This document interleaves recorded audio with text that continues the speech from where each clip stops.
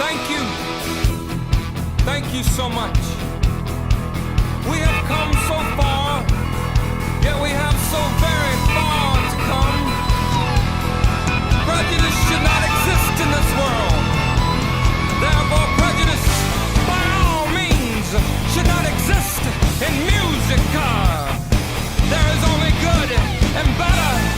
Therefore, we present to you, our dear friends, our families, our best, our very best.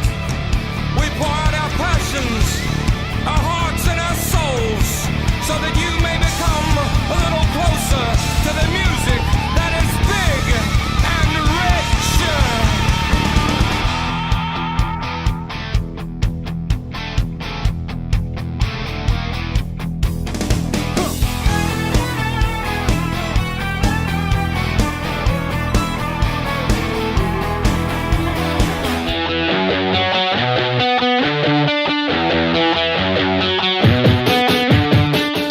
Welcome back to the race shop. We've got some cool stuff to show you this evening after running the hot rod at the Woodburn season opener, which is a match race testing. The car is real popular at Woodburn because we've been there forever, and we've got our own fan contingent that are a hoot. They call themselves the Nitro Fence Cats, and they're a good group of folks, so we like going there to show the car and run the car for them. But we're using it to test and see what we can learn. And I learned some things that we needed to fix. So that got me to this, where we're going to show you some things this evening about what's behind the motor plate instead of what's in front of it. So the injected nitro motors is unique in motorsports in that I can change the horsepower of the motor in front of the motor plate by what I hang behind it. And I'll explain that going forward. But that's as opposed to a gas motor where whatever power you get through the back of the crankshaft is all you're going to get. Whatever it is, it is. And it doesn't really make any difference what you hang behind it. It's just going to give you what it's going to give you. We can increase the horsepower if we can increase the load or the resistance against the motor. Then that allows us to put more fuel in. If you put more fuel, you make more power. So the nitro motor is really interesting in the way that it works. It's just so unique.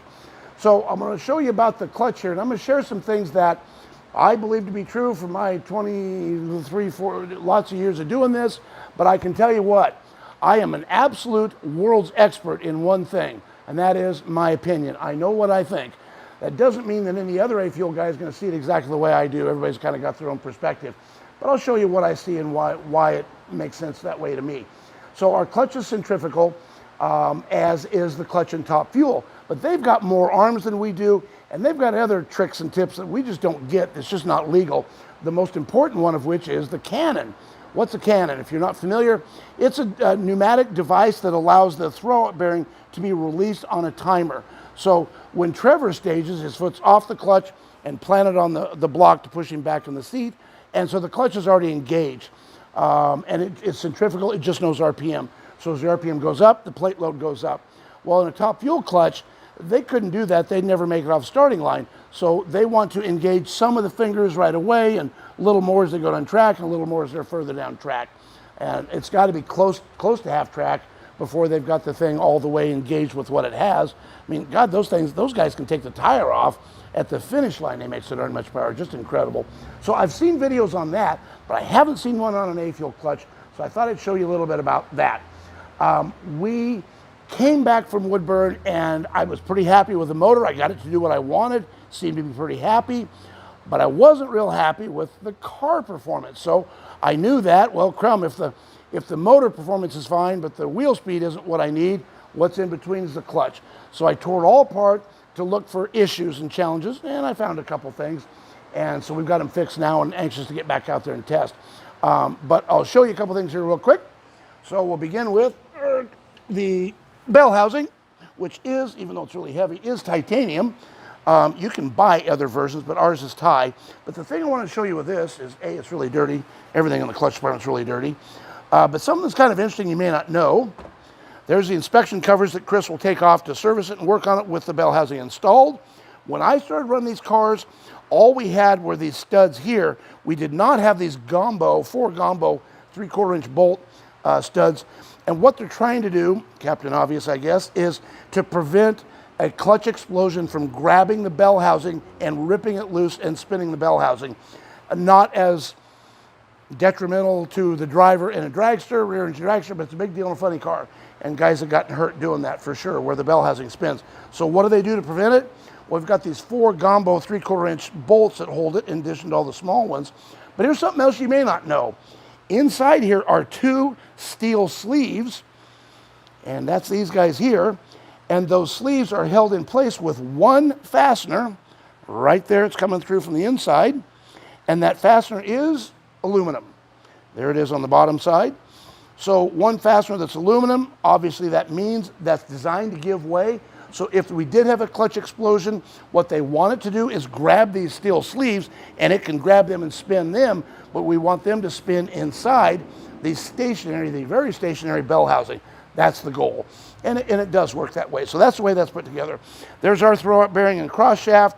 And so that is going to push in on or release the fingers that I'll show you in just a moment. Get this thing back down. That's got to be certed every year. Go back to Trick Titanium and be recerted every year, as does the clutch. Goes back, in my world, back to Crowler. I work with Roger Levine at Crowler, and I was telling the guys that, God darn, I've worked with him for 25 years, I guess.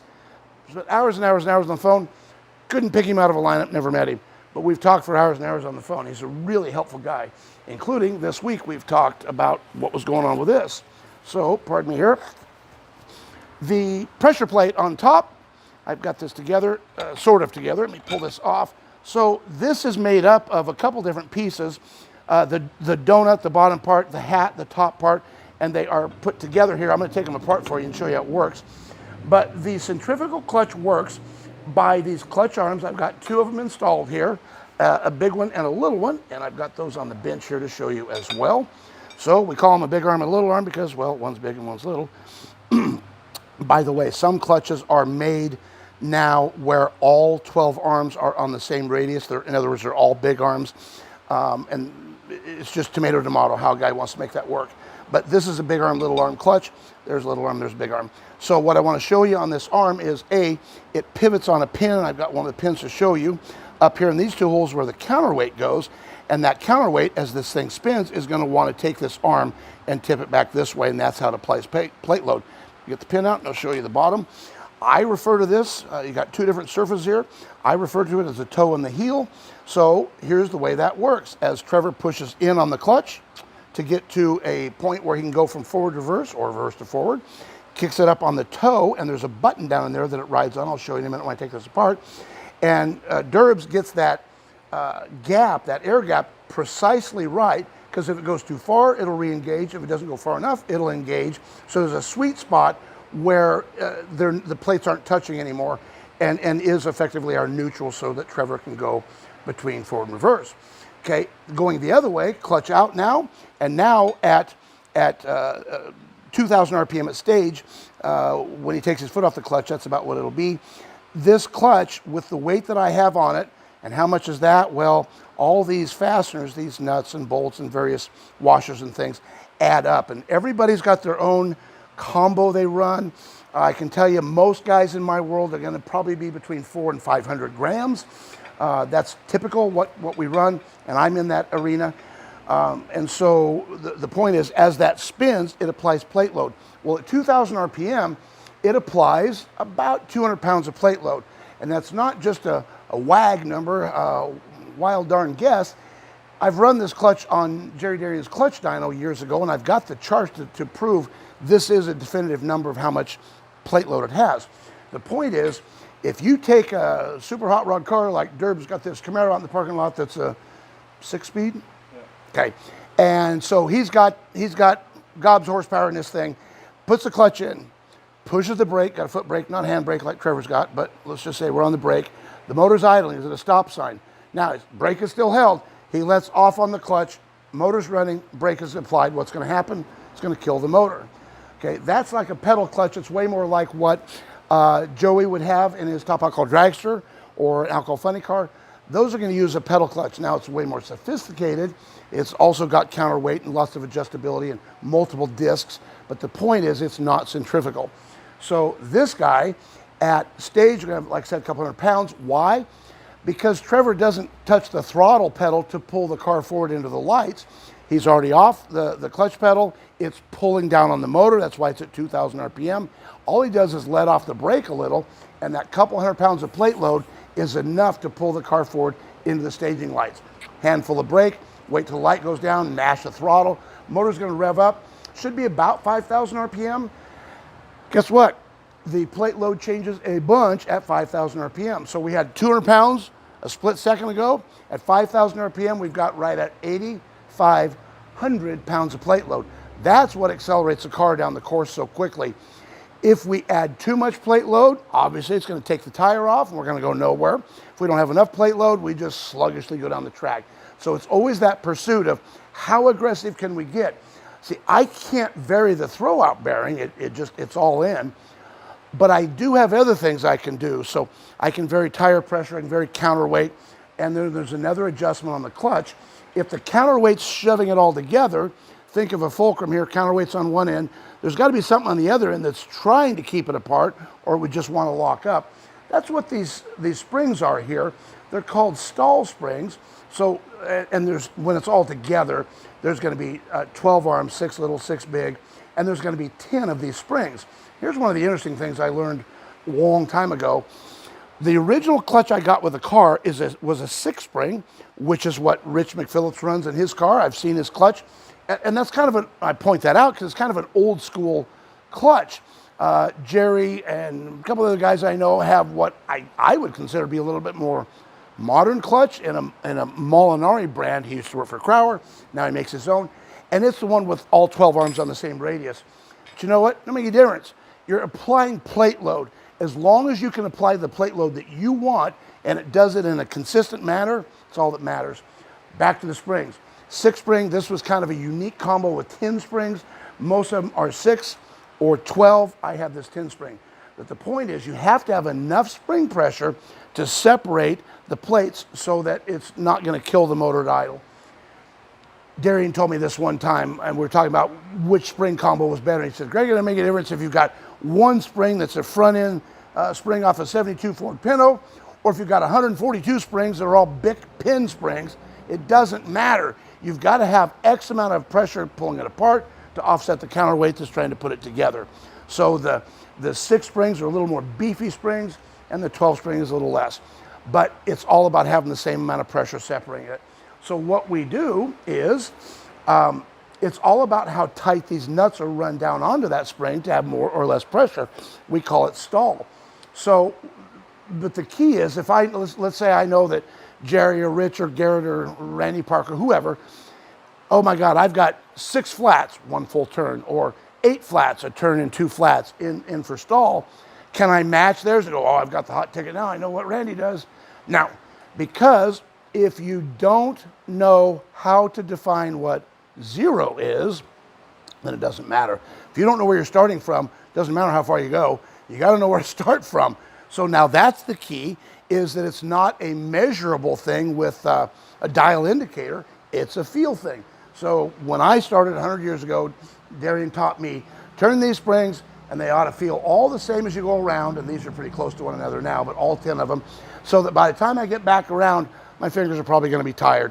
Meaning it's not just taking the slack out where you can't rock the spring.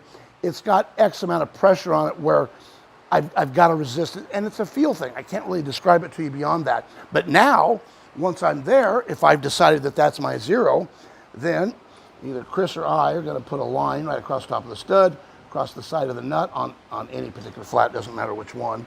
And then I'm going to put my stall into it. Right now it has none, arguably. I'm at 0. So there's the mark, and if I was going to put 5 flats in, missed there, and where's my mark? There it is, right there. Okay, so I've got the line I just made on the flat prior. There's the line I made on the nut. There's the line on the stud, so it's 5 flats are in. That's how I would adjust that if I wanted 5 flats. And we could run anywhere from, I don't know, 4 or 5 flats up to 9 flats. But again, if you don't know where 0 is, it doesn't really matter.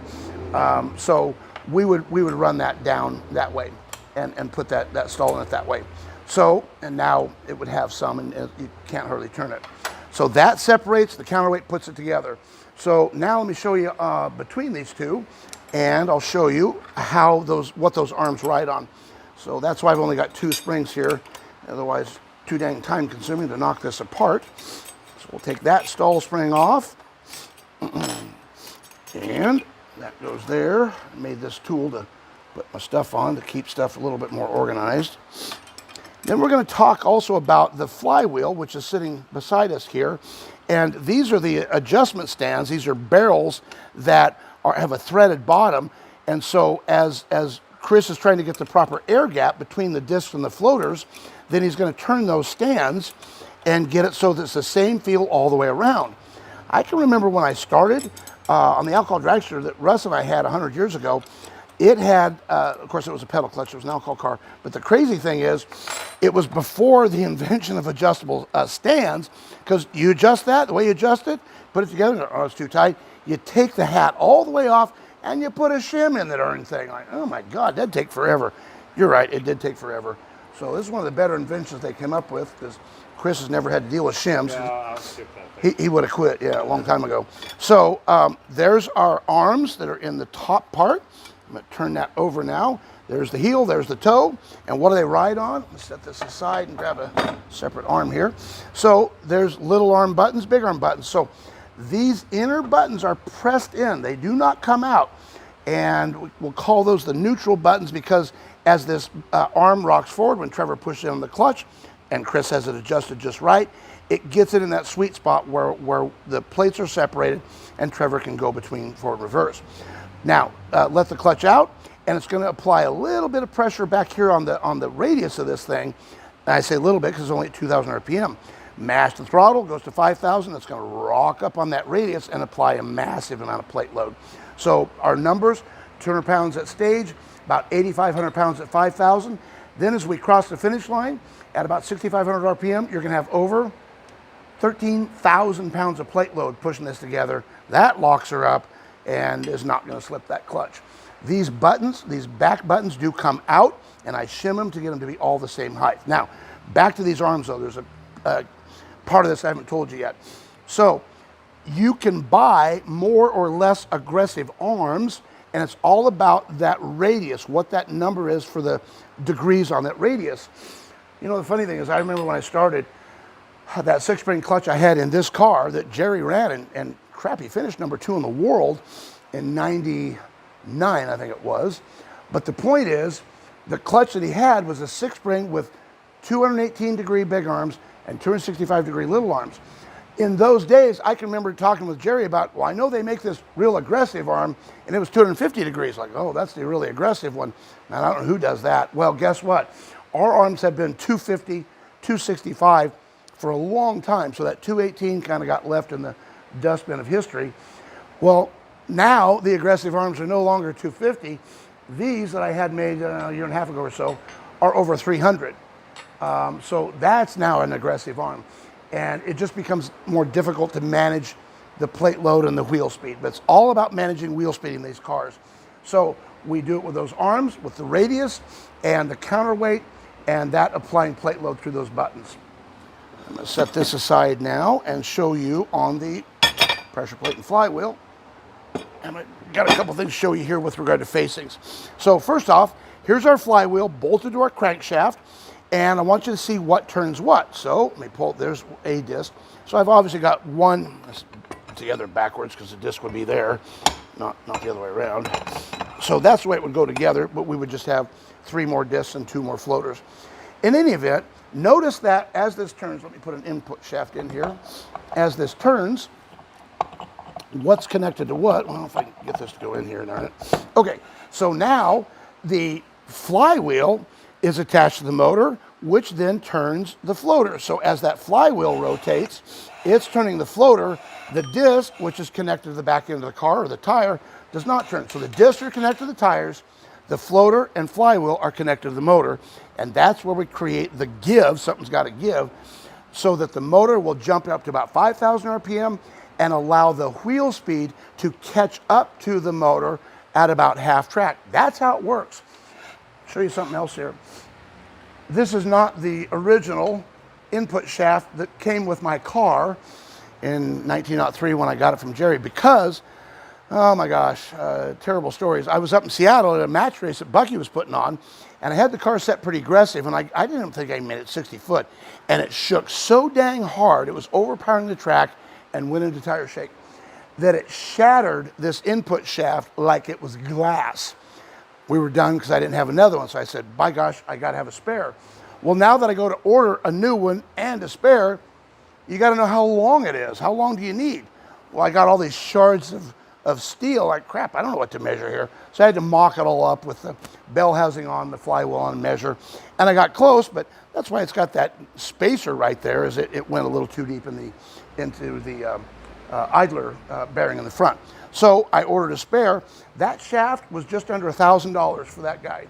They're nutso expensive because they're made out of, I think they call it unobtainium. It's just nutso expensive steel, but they're real strong. So we have a spare now. So that's how the flywheel and the disc and floaters work. Show you something else. Check this out. Take this off. Take the disc off. Those are facings. Those facings are bolted to the flywheel, and set this aside while I talk to you, and they are connected, also a set of them, to the pressure plate. So as that bolts to the crankshaft, all those little bolts, 6 of them per facing, connect that facing to the flywheel, and conversely, there are brand new facings on the pressure plate. And that was one of the problems that I found. They were a little too thin, and we found a couple other things too that we fixed. But the point is, we put brand new facings on, and I'm going to show you something that I just learned from Roger this go around. I had these facings in inventory and the fasteners, so we were able to put it all together. I've got more in order now, just to replenish inventory. But check this out. This is crazy. These are the facings that came off. So watch this. You've got the side that was attached and would rub up against the friction material of a clutch disc, and you got the back side that was bolted to the pressure plate. Watch this. This is just a sheet of granite here we use as a flat surface to check flatness of stuff. Watch this. As I spin that, it doesn't really want to spin. Check this out though. Turn it over. Why is that? I didn't know this. You can see that it's only touching right around the bolt hole.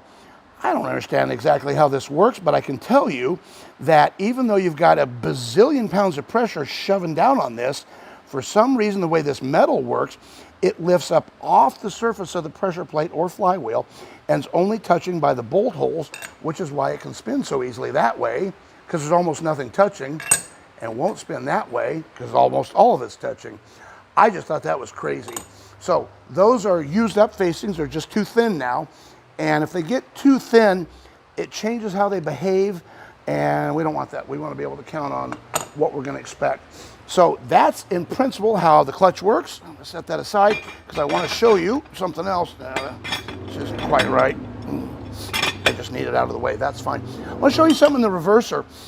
Trevor sent me a link to a story, a horrible, horrible, tragic story about a funny car, but it looked, in fairness, like a double B funny car, blown alcohol, but not at the level of a top alcohol funny car, kind of a step down. They would run, crap, what do they run? Mid to high sixes, I guess. In our world, 670-ish is kind of a pseudo index. I think so. So, you know, whether they're running outlaw or not and go faster, but they're about 210-ish mile an hour car, 670-ish. So they go fast. It's just not a 5-second car. My point is, I'm going to show you a safety feature and then tell you that story about a horrible, tragic accident back east. So let me get my arms out of the way here. Now we're to reverser tech. That's the reverser that was in the car. This is a spare reverser, and I've taken it apart to show you a couple things. And that's here in this guy. I took this out of this reverser. I'm going to show you this. Check this out. So to me, this just fascinates the crap out of me, how this thing works. So when the reverser is in forward gear, and this is what that is now, it will handle a massive amount of horsepower. It'll handle more than what this car makes. You could put it on a top fuel car, it would handle lots of horsepower. It's all together on the 40 spline shafts. All these shafts are all 40 spline, and that would go together and drive all that. But You use the clutch fork, which is right here, to pull up on that guy as we rotate the lever, and it pulls up on that. And now, when that comes up to there, now we're in reverse. Check this out. This is reverse. Look at this. See that slop? See how horribly sloppy that is? Now, I believe there's tight, forward gear, there's reverse, okay? First off, we don't have any synchros in this, so the car must be at a complete stop when Trevor goes from forward to reverse, because you'll tear these teeth off, or the edges of them anyway. But when it's in reverse, if the driver were to mess up and mash the throttle in reverse, which would be bad, it would shear all those tabs off and ultimately go nowhere. That's the thought, is break all those off. In forward gear, super tight, it'll handle the power. Now, the funny thing is, funny haha, funny strange is, this is not the first time I've recorded this video. I recorded it a week ago and I wasn't happy with how I did, so we're redoing it. But the point is, since then, Trevor sent me this link to this video of this horrible, horrible story about this Delby Funny car. And as it was backing up and got close to the starting line, I don't know what happened, but I can tell you, I saw the video, the motor revved up and it went backwards at a high rate of speed. And sadly, a life was lost. The driver's grandfather was killed. Just horribly tragic. Sad, sad deal. But I knew that if I explained this as a safety deal and that shouldn't happen, and the next day we got this funny car that it happened to, everybody's going to be going, I thought you said it couldn't happen. I don't know what was in that funny car, but I have a pretty good idea what was in that funny car. Many of the double B cars at that level don't run this. They would often run a power glide transmission. So in reverse, it would do that, sadly. So that doesn't make it wrong to use a power glide. I'm just saying, in my opinion, I don't think it has the safety stuff built into it that this does, where it would just shear those teeth right off on purpose. So just kind of an ingenious thing from Linco.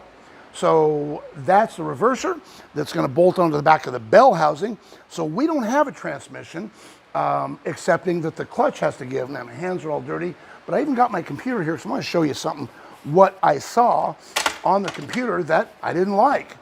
So check this out. I've changed the colors to try to make them a little easier to see, but let me explain what you're looking at here, if I may.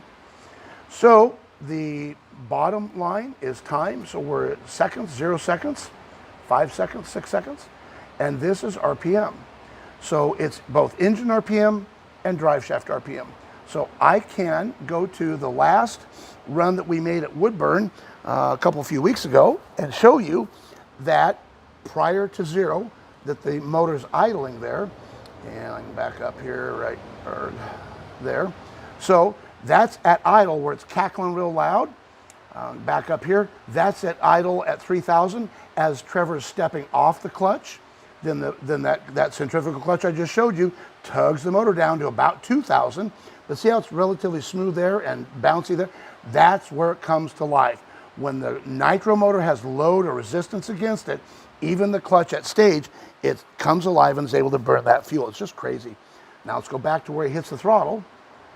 He hits the throttle, and I'm having trouble finding anything that I don't really like about this motor, because it revved up to 5,000 RPM. Got pulled down a little bit there, but it's basically 5,000 till it locks up somewhere right in there, just about half track roughly. Okay, so what's wrong? Well, I can tell you what's wrong. The motor's fine, but the drive shaft is horrible. It's not going anywhere. From our perspective, it's just too slow. So now I'm going to go to another run that Trevor made a couple years ago at Woodburn. I'm going to put up the motor so I can get a color here that'll work. You got light colors and dark colors. So there's the motor. It's similar. It's very similar. Okay, but check the drive shaft out. And again, I got to there, color that works. Notice that right here early it's identical, but then it's got wheel speed that it takes the tire up. It's actually spinning the tire a little bit right there, spinning the tire. And now the track grabs a hold of the tire speed and says, no, you don't. And that plateau there, that slight dip, is where it's accelerating the car at the highest G-force at that point, because the tire is now stuck and it's moving the car forward. And from there, that drive shaft tries to rattle the tire there, tries and rattles a little harder there. So we were aggressive then. So the drive shaft speed on the run from Woodburn that we just did just lags behind. And even though the motor I'm relatively happy with, see if that motor were at 3,500 or 4,000, I would say, motor's got no sack, not making any power. But if it's revved up to there, I'm reasonably happy with it, but it's not accelerating the car. Well, there's even more to it, and I don't want to get super detailed in this because some of you will know some of this, but I put up the good run from a run that Trevor made at Woodburn a couple years ago, at where the car, we went 534 that run. So the car was accelerating harder, but let me turn those back off. We're back to the Woodburn deal. So we go, well, yeah, but the motor got pulled down there. Doesn't that mean that it had too much clutch? The answer is no. Here's the problem, and this is unique to a nitro car. If it doesn't have adequate load, plate load, clutch, then it can't burn the fuel properly, and it's going to act like it's rich. It has to have the load. So that's what makes a nitro motor kind of finicky, is you have to match fuel with load. And my tune-up is such that I've got the right amount of fuel in it for a lot of load. Well, when that load doesn't match, then it's going to kind of chug along, go, I can't burn that much fuel. I don't have enough load or resistance against it to make that happen.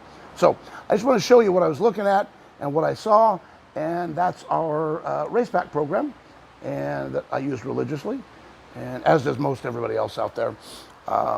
So if you have questions on this stuff, please shoot them to me. I'll do my best to answer. But I've shared a lot of info tonight on how centrifugal clutch works and how the reverser works and some safety features in that. And it doesn't have any synchro, so don't try to shift while it's moving. From there, we go into the big, strange 10.5-inch ring and pinion or ring gear rear end. There it is. That thing is robust. It's awesome. It's really awesome. We did. And that rear end has got carbon fiber brakes on it. Man, those things are awesome. They don't work when they're cold, but you get a little heat in them, and they work better and better and better as they get hot. We did a video on that from Pomona where we screwed up and they stopped the car. Trevor did a good job, but they stopped the car when they shouldn't have had to. We should have had some parachutes.